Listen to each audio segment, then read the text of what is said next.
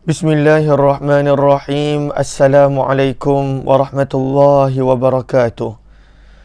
Bismillah, alhamdulillah, wassalatu wassalamu ala habibillah Sayyidina Muhammad ibn Abdillah wa ala alihi wa sahbihi wa mawalah.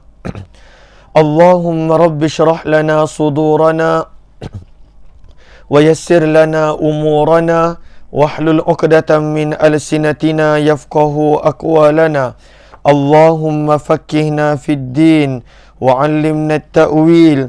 Allahumma alhimna marashid umurina wa a'idhna min shururi anfusina birahmatika ya rabbal alamin. Walhamdulillahi rabbil alamin. Ahlan kepada sahabat-sahabat Tuan Hardi Suhaimi, Bazid Aziz, Hamimah Musan, Ummi Zayhadi, Zuraida Siddiq, Safia Sapian, Tuan Nur Rahim Sharif, Zimah Don, Nur Azza Abdul Aziz, Saniah Adam Nia, Ana Sukaimi, Hamimah Musan, Salabiah Sa'ad dan juga sahabat-sahabat yang lain. Waalaikumsalam warahmatullahi wabarakatuh kepada semua yang memberi salam. Terima kasih kepada semua yang mendoakan. Moga-moga doa yang sama Allah kembalikan kepada sahabat-sahabat yang semua. Apa kata kita mulakan pertemuan kita dengan sama-sama kita perbetulkan dahulu niat. Moga-moga pertemuan kita adalah kerana Allah Subhanahu wa ta'ala. Nawaitu ta'alluma wa ta'lim wa tadhakkura wa tadhkir wa naf'a wal intifa' wal ifadata wal istifadah wal hatha ala tamassuki bi kitabillah wa sunnati rasulillahi sallallahu alaihi wasallam wa du'ai ila al-huda wa dalalati ala al-khair ibtigha'a wajhillah wa mardatihi wa qurbih wa thawabih. Amin amin ya rabbal alamin. Adakah suara saya jelas? Mohon maklum balas sahabat-sahabat, adakah suara saya jelas? Dan kalaulah jelas, mohon maklumkan jelas daripada mana? Supaya kita dapat teruskan perkongsian kita tanpa ada sebarang gangguan harapnya.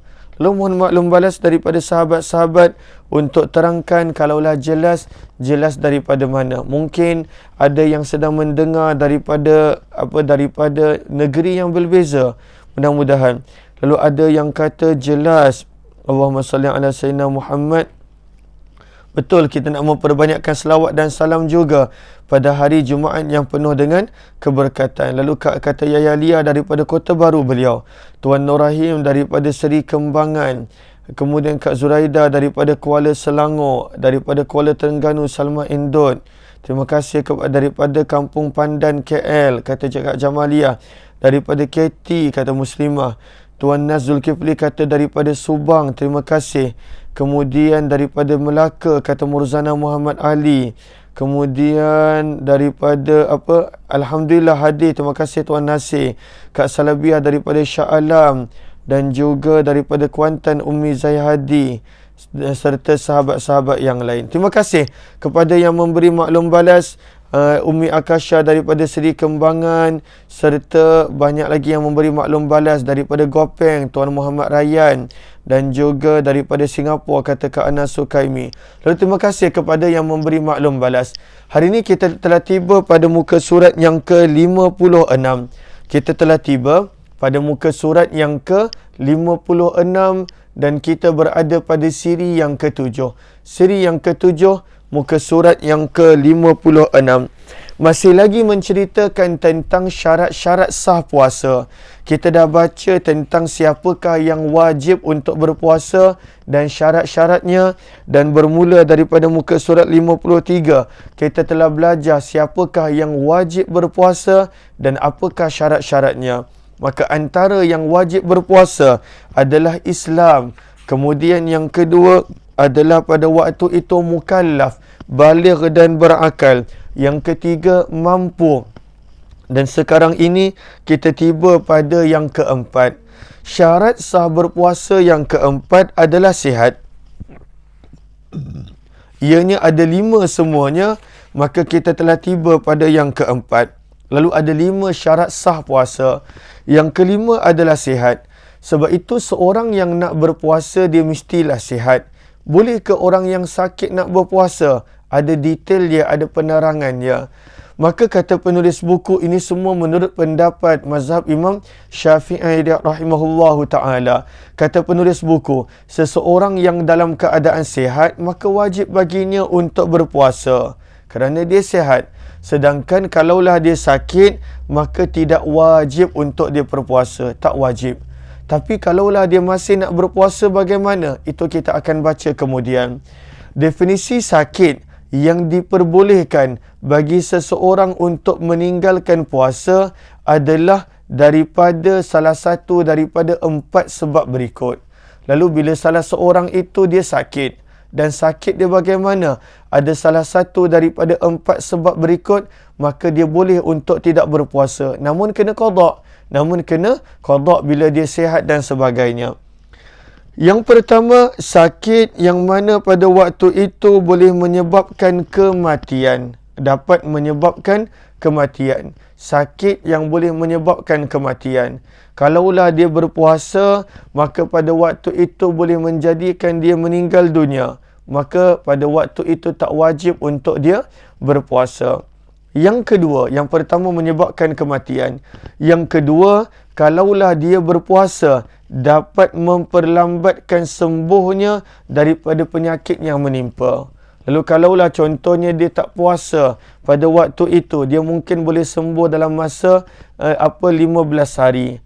Tetapi kalaulah dia berpuasa, maka sembuhan dia akan menjadi lambat. Dia hanya sembuh selepas 30 hari, sebulan. Ataupun selepas daripada 40 hari. Maka pada waktu itu tak wajib untuk dia berpuasa. Yang ketiga, dapat menyebabkan salah satu daripada anggota badannya tak berfungsi, lumpuh. Dapat menjadikan mata dia mungkin tak berfungsi bila dia berpuasa.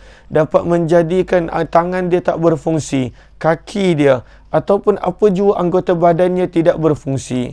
Maka itu yang ketiga. Yang keempat, dapat menyebabkan bertambah teruk, bertambah parah penyakitnya sebab mungkin dia tak makan ubat ataupun apa-apa. Maka bila ada salah satu daripada 4 sebab ini, yang penyakit yang mana kalaulah dia berpuasa boleh menyebabkan kematian dia. Yang kedua, boleh memperlambatkan kesembuhan dia.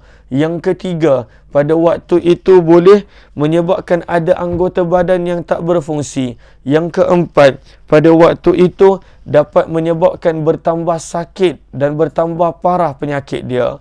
Maka bila ada salah satu daripada 4 perkara ini, tidak wajib untuk dia berpuasa pada bulan Ramadan. Sebab dia ada keuzuran. Bukanlah suka-suka dia tak nak berpuasa. Sebab dia ada keuzuran. Lalu kalaulah sekadar pening kepala sahaja, maka dia kena puasa. Kalaulah sekadar selsema sahaja, maka dia kena puasa. Sebab itu, kata penulis buku, dalil yang mana dia tak wajib berpuasa adalah pada firman Allah surah Al-Baqarah ayat yang ke-184. فَمَنْ كَانَ مِنْكُمْ مَرِيضًا أَوْ عَلَى سَفَرٍ فَعِدَّةٌ مِنْ أَيَّامٍ أُخَرَ. Firman Allah, dan barang siapa di antara kamu ada yang sakit ataupun berada dalam permusafiran, musafir, maka wajiblah maka dia boleh berbuka. Dan bila dia berbuka, fa'iddatum min ayyamin ukhar, wajiblah baginya untuk berpuasa pada hari yang dia telah tinggalkan ketika mana dia ada keuzuran. Maka pada waktu itu dia nak berpuasa, boleh, tidak ada masalah. Dia tak nak berpuasa boleh, namun dia kena ganti bila pada waktu itu dia telah sihat dan sebagainya. Maka inilah 4 perkara yang menjadikan seseorang itu tak wajib berpuasa ketika mana dia sakit pada bulan Ramadan yang kita telah baca. Minta maaf. Allahumma salli ala sayyidina Muhammad.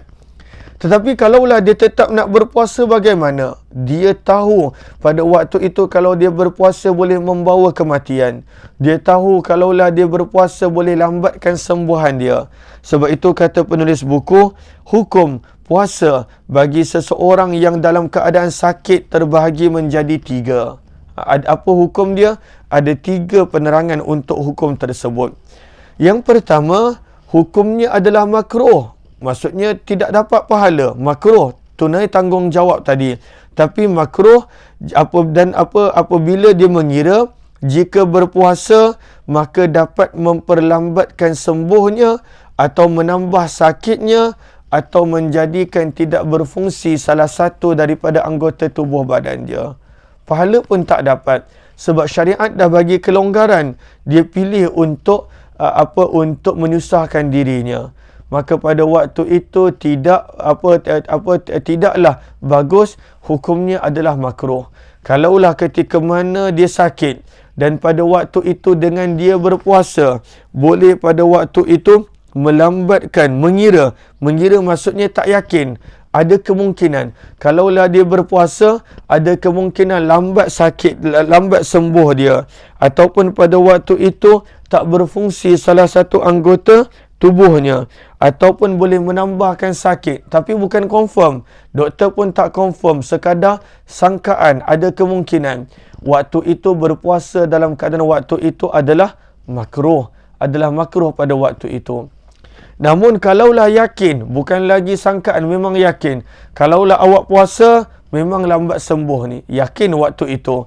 Sebab itu kata penulis buku, apabila dia yakin, nombor 2, jika dia berpuasa dapat menyebabkan salah satu daripada kesan negatif di atas ataupun dapat menyebabkan kematian, tambah lagi satu, kalaulah dia berpuasa pasti mati. Kalau memang mati di tangan Allah semestinya. Kalaulah dia berpuasa pasti lambat sembuh. Kalaulah dia berpuasa pada waktu itu akan pasti hilang salah satu daripada anggota tubuh badannya. Kalaulah dia berpuasa maka pada waktu itu akan pasti tambah sakit. Maka waktu itu haram dia berpuasa. Kenapa? Sebab syariat pada waktu itu dah bagi kelonggaran. Kenapa dia nak menyusahkan dirinya? Bukanlah pada waktu itu syariat suruh dia berpuasa. Syariat dah bagi dia kelonggaran. Pada ayat yang ke-184 daripada surah Al-Baqarah tadi, firman Allah, wa 'alal ladzina yutiqunahu fidyah ta'amu miskin. Maka pada waktu faman kana minkum maridan aw 'ala safar fa'iddatun min ayyamin ukhar. Bila dah sihat, dia boleh ganti balik pada waktu yang lain. Maka sebab itu yang pertama tadi, jika dia sangka salah satu daripada 3 perkara, makruh. Tetapi bila dia yakin salah satu daripada 3 perkara termasuk kematian, maka hukumnya adalah haram berpuasa. Maka pentingnya untuk kita mempunyai ilmu pengetahuan. Kadang-kala dalam keadaan kita bersemangat melakukan sesuatu ketaatan, sebenarnya perkara itu sama sekali tidak dituntut. Minta maaf. Allahumma salli ala Sayyidina Muhammad. Yang ketiga, haram untuk berbuka dan wajib untuk terus berpuasa jika sakit tersebut ringan, seperti selsema ataupun pening kepala. Flu maksudnya selsema ataupun pusing. Mentang-mentanglah dia baru belajar syarat sah puasa, lalu baru pening kepala sikit, maka dia tak puasa. Ataupun baru selsema sikit, maka pada waktu itu dia tidak berpuasa. Haram hukum dia. Sebab pada waktu itu sakit itu tak cukup salah satu daripada 4 syarat yang disebutkan tadi, iaitu boleh membawa kematian. Yang kedua, boleh menghilangkan fungsi anggota tubuh badan. Yang ketiga, boleh menjadikan bertambah parah. Yang keempat, boleh melambatkan sembuh. Tak ada. Ini sekadar pening kepala ataupun selsema. Haram dia berbuka, wajib untuk dia berpuasa. Maka ini adalah 3 hukum berkenaan kalaulah seseorang itu masih tetap nak berpuasa. Adakah jelas? Jom kita lihat yang seterusnya.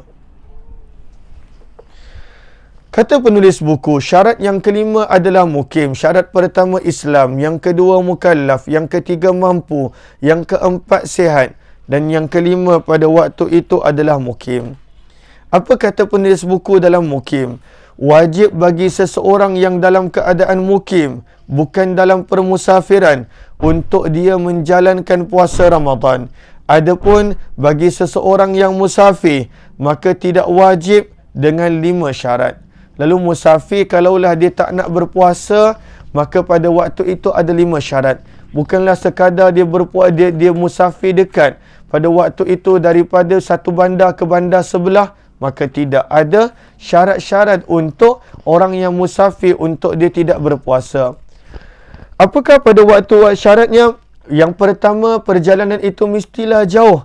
Perjalanan masafah qasar. Perjalanan yang bila dilakukan boleh pada waktu itu dia solat qasar. Berapakah jumlahnya? Ianya perbezaan pendapat daripada kalangan para ulama mazhab Syafi'i sendiri. Namun antara pandangan yang sederhana pada waktu itu adalah 82 km. Sebab itu syarat yang pertama muka surat 58. Perjalanan itu mestilah 58 km. Kalaulah daripada Semenyih ke Shah Alam baru 60 lebih, maka tidak dikira. Lalu janganlah contoh kerana setiap hari saya ulang alik Shah Alam, saya kata tak nak puasa lah sebab saya musafir. Maka tak boleh begitu. Tak cukup masafah qasar yang ditetapkan iaitu sebanyak 82 km. Yang kedua, perjalanan itu adalah untuk perkara yang mubah, maksudnya perkara yang harus, bukannya maksiat. Kalaulah dia bermusafir kerana perkara maksiat, contohnya nak merompak, contohnya pada waktu itu untuk berzina, al-ayazubillah, contohnya pada waktu itu untuk bergaduh bertengkar, maka kalaulah untuk perkara maksiat, ataupun contohnya pada waktu itu nak tengok konsert, ataupun contohnya pada waktu itu apa jua perkara yang maksiat, maka pada waktu itu menurut pendapat yang kuat dalam mazhab Syafi'i, maka pada waktu itu tidak boleh untuk dia berbuka puasa. Tak boleh. Kalaulah perjalanan permusafiran itu untuk maksiat, tak boleh dia berbuka puasa. Tak ada kelonggaran untuk dia berbuka puasa. Maka itu adalah yang kedua. Yang ketiga, apakah yang ketiga? Niat dalam hati untuk menggunakan keringanan. Maka pada waktu itu dia mestilah berniat untuk menggunakan keringanan yang telah dibagi oleh syarak sebab dia bermusafir untuk dia berbuka. Yang keempat, dengan syarat dia tak pernah bernazar untuk berpuasa waktu musafir. Kalaulah dia pernah bernazar, contoh, kalaulah anak saya dapat 9A skor dalam SPM, saya akan berpuasa ketika mana saya bermusafir. Dia bersumpah begitu. Kalaulah dia tak sebut berapa banyak musafir, semua musafir dia kena puasa. Tetapi kalaulah dia sebut, maka musafir yang tertentu, maka kena tengok pada keadaan dia. Sebab itu orang yang pada waktu itu bernazar, dia kena sempurna dan dia kena tunaikan nazar dia. Tak boleh dia berbuka puasa pada waktu dan keadaan itu. Allahumma salli ala Sayyidina Muhammad wa ala ali Sayyidina Muhammad. Itu adalah yang keempat. Mesti teruskan puasa kalaulah dia bernazar. Kalau dia tak bernazar, tak mengapa. Yang kelima, kita baca yang kelima dulu. Maka dia mestilah pada waktu itu keluar daripada kota dia, daripada sempadan kota dia. Kalau Semenyih, kena keluar daripada sempadan Semenyih. Bukan sekadar keluar daripada rumah. Kena keluar daripada sempadan Shah Alam. Kalaulah dia duduk Shah Alam, dia mesti keluar daripada perbatasan kota sebelum azan subuh. Sebelum azan subuh. Sebab kalaulah dah subuh, waktu tu dah wajib puasa. Dan kalaulah pada waktu itu dia dah subuh, dia masih kat rumah dia, dia mesti kena berpuasa. Walaupun dia akan mulakan permusafirannya selepas subuh. Maka dalam mazhab Syafi'i, kerana daripada subuh itu wajibnya puasa, dikira sebagai hari puasa. Dan bila bermulanya kewajipan itu, dia masih mukim, dia masih di rumah. Maka sebab itu syarat yang kelima, mestilah pada waktu itu dia keluar daripada perbatasan tempat tinggalnya, daripada sempadan kota dan bandarnya sebelum daripada subuh. Sebab itu yang kelima, keluar daripada perbatasan kota sebelum azan subuh. Hal ini menurut pendapat yang kuat dalam mazhab Imam Syafi'i. Sedangkan menurut pendapat Imam Ahmad bin Hanbal, boleh untuk dia tidak berpuasa meskipun dia keluar daripada bandarnya selepas daripada subuh. Maka ini adalah 5 syarat untuk dia berbuka ketika mana musafir. Apakah yang pertama tadi? Mestilah perjalanan itu jauh, masafat qasar, lebih kurang 82 km. Yang kedua, bukan perjalanan maksiat. Ini adalah perjalanan yang harus. Yang ketiga, niat untuk menggunakan kelonggaran dan keringanan yang Allah berikan dalam Al-Quran untuk dia tak berpuasa. Yang keempat, dia tak bernazar untuk berpuasa dalam permusafiran ini. Kalaulah dia bernazar, dia kena sempurnakan. Yang kelima, mestilah keluar daripada subuh, daripada perbatasan kota. Kerana subuh adalah permulaan untuk wajibnya berpuasa pada hari yang tersebut. Maka ini adalah 5 syarat. Sebab itu kita baca dahulu muka surat 59. Jika 5 syarat di atas dipenuhi, maka wajib untuknya berpuasa. Dia mesti puasa.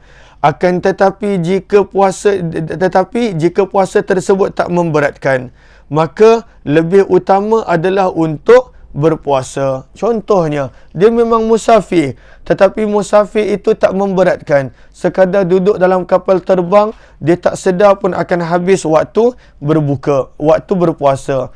Maka kalaulah tak memberatkan, afdal dia berpuasa. Tak wajib, sebab syariat dah bagi kelonggaran.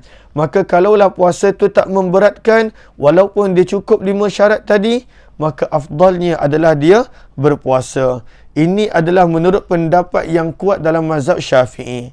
Perenggan seterusnya, adapun jika salah satu daripada 5 syarat yang disebut tak dipenuhi, maka syaratnya tak dipenuhi.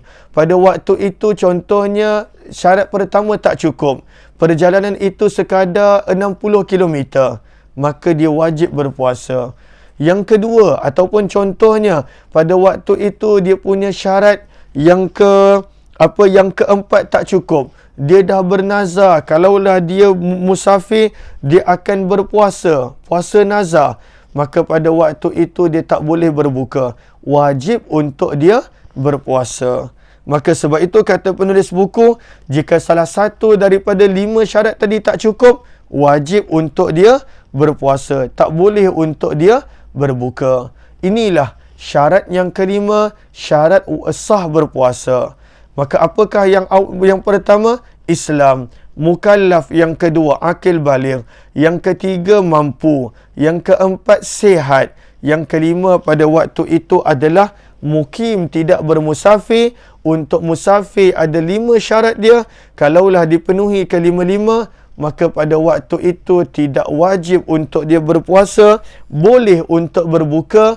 Namun kalaulah dia mampu, afdal untuk dia teruskan berpuasa. Berbeza sedikit pada waktu itu daripada hukum Allahumma salli ala Sayyidina Muhammad, daripada hukum orang yang sakit. Maka ini adalah kita nampak syarat-syarat sah berpuasa. Seterusnya kata penulis buku, bila kita dah faham betul-betul syarat tadi, siapakah yang ada syarat sah berpuasa, maka puasanya sah. Kata penulis buku, lalu kita nak belajar tentang golongan yang tak wajib puasa. Siapakah golongan yang tak wajib berpuasa? Alhamdulillah pernah bermusafir ke Turki dan puasa hampir 20 jam. Masya Allah, dalam musafir. Saya punya pengalaman sendiri bila Kak Laila Omar cerita, adalah waktu tahun 2007 saya pergi ke New Zealand. Pada waktu itu saya balik daripada New Zealand ke Malaysia. Pada waktu itu kejar matahari, sebab New Zealand pagi dulu.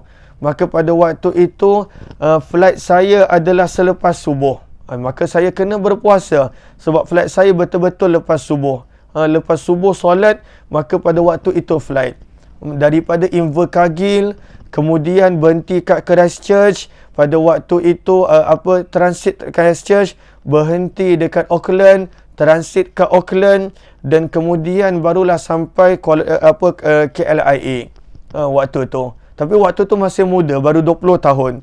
Tahun 2007. Maka pada waktu tu saya pilih untuk puasa. Sebab kalaulah mampu, kita dah belajar afdal untuk puasa, maka saya pilih untuk puasa. Masya Allah, satu tempoh yang lama. Seingat saya hampir 28 jam. Sebab pada waktu itu dia kejar matahari. Lambat untuk berbuka. Kita tengok luar tak terbenam matahari. Lalu itu adalah pengalaman yang luar biasa. Ketika mana musafir balik lepas habis jadi imam tarawih di Invercargill, maka itu yang paling lama, lebih kurang 28 jam. 28 jam perjalanan balik daripada Invercargill menuju ke KLIA. Bila sampai KLIA, masya-Allah, dah nampak makanan, nikmat dia sangat luar biasa. Nikmatnya sangat luar biasa. Maka itu adalah pengalaman saya bila Kak Laila sebut, maka itu adalah pengalaman saya. Tapi waktu tu masih muda, masih kuat lagi. Tetapi sekarang ni bila dah ada kelonggaran, maka akan berbuka. Lagi-lagi dalam keadaan kerap tak sihat dan sebagainya, maka itu dulu masa muda-muda. Saya pernah juga pengalaman saya daripada Bihar kembali ke Delhi, naik kereta api yang padat. Waktu tu tak ada makanan. Sebab nak turun takut tertinggal kereta api sebab seorang-seorang. Yang itu pun adalah tempoh yang lama. Tak makan, langsung tak makan, tak minum. Sebab kereta api tu memang padat, dia tak ada simpan kerusi. Kereta api yang murah tu, yang itu berlaku pada tahun 2005 ataupun 2006. Pada tahun 2006. Lalu berbelas jam tak makan. Tapi bukan bulan puasa. Tetapi pada waktu itu tak bergerak. Duduk atas kerusi kereta api yang padat tu. Daripada Bihar kembali ke Delhi waktu itu. Kembali ke Delhi seorang diri. Maka itu pun pengalaman. Langsung tak makan. Tak berani. Sebab kalau tinggalkan kerusi, orang lain ambil kerusi. Yang mana itu adalah, saya tak tahu itu kereta api jenis kelas apa. Tak ada kelas kot.